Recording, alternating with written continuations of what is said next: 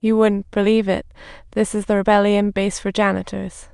Asking questions is like signing your own death warrant. Richard just wants to teach the boss a lesson with a mop in hand. Everyone better clear the way. But honestly, Richard's way of venting was just a fantasy of his. After several rejections, he finally gathered his courage to ask an engineer named Krenz, who might just be a genius robot. However, Krenz clearly wasn't keen on spilling technical secrets, leaving the situation in a state. At that moment, someone stepped in to smooth things over, quickly explaining the class struggle within the factory. Up front are the machine heads from various departments, acting like the commanders. Their lives are all about luxury, with fat salaries and retirement benefits, living like they are on permanent vacation. Among them, we have the fall guys, the floor supervisors. No guarantees, but they still manage to live a comfort. Those engineers are like the superstars of the office, bursting with pride. Krenz shines brightest among them. Though he faces setbacks due to his skin color, he still manages to earn respect from everyone. Richard appears obedient, yet he's secretly unhappy. He won't be an invisible janitor forever. So he gathered his courage, just like when he was a kid with his mom's homemade burrito, and invited Krenz to lunch with genuine sincerity. At first, Krenz regarded him coldly, but when he saw the passion in Richard's eyes, he couldn't help but ask what he wanted. Richard replied, "I want to learn from you and become the next engineer." This made Krenz's guard slowly fade away. From then on, Richard scrubbed while zealously jotting down the function of every button on the machine, determined to learn. Despite only having a grade school diploma, he firmly believed that education wasn't the only way. Skill and hard work are the golden keys to every door. One day, Richard noticed some chips were burnt and quickly reminded Krenz that the temperature might be too high. To his surprise, the old engineer dismissed it nonchalantly, saying that the workers would just toss those brown chips in the waste bin. Richard was taken aback. Everyone wanted to toss out the bad chips, but wasn't he just that brown chip?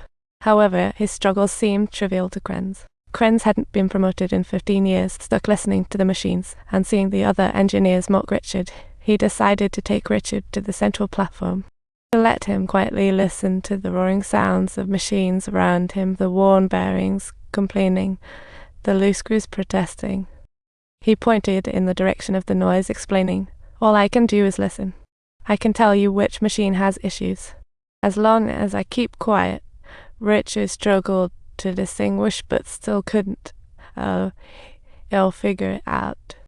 This meant he officially became Krenz's apprentice, turning into the factory's newbie. He arrived at the factory before dawn to observe the machines, often working late into the night. In just a few weeks, he grasped plenty of mechanical operations and basic repair skills, truly a genius. But then, just when things were looking up, the economic crisis hit the nation in 1980. President Reagan cancelled many welfare programs for the needy, leading to a sharp drop in factory orders. It seemed that Richard's path to promotion was completely blocked. Wages kept dwindling, but he didn't give up. He repeatedly applied for a transfer, but was constantly turned down. To make ends meet, he even took a temporary job at a supermarket. Failures often resulted not from a lack of effort, but rather from the overwhelming tide of the times. By 1992, competition among temporary contractors was fierce, with market shares being snatched up by rivals left and right. The higher-ups convened an emergency shareholders meeting, deciding to shut down some factories to cut costs.